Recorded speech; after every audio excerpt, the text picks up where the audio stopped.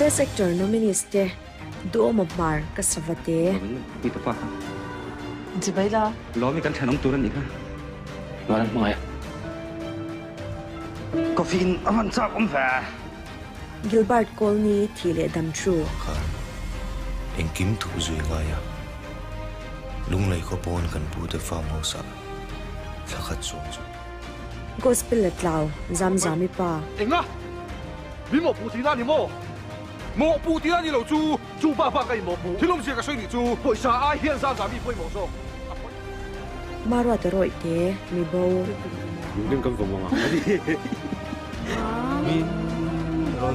Bây giờ sống chết. Tomiro sang liana. Mole loves Molly. Bùi đậu nhà rồi mà kim thấy đấy nó bùi vóc đầu người ta chả phê rồi. Em không có gì cần phụ thuộc.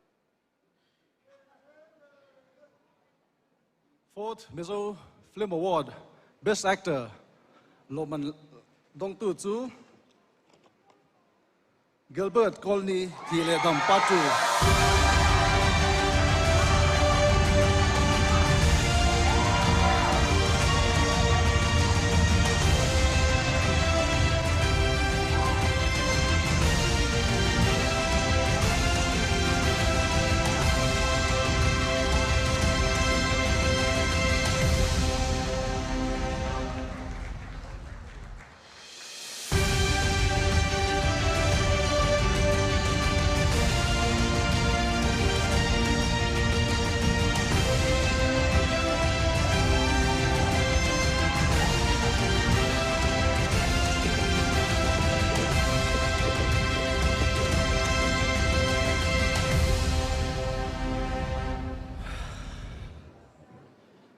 Hết tiếng là tụi bôi yang cả lù cái này nè.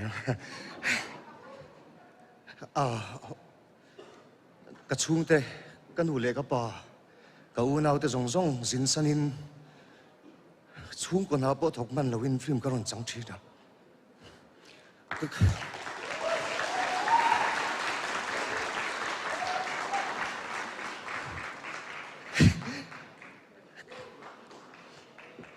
Ê, lom tu soi nan.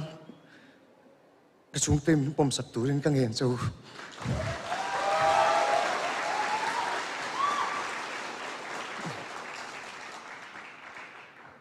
Tin phim như cả tôi yang tị ngày na reng reng cái siết lậu lai boa. Tuy na trang po cái siết lậu lai à.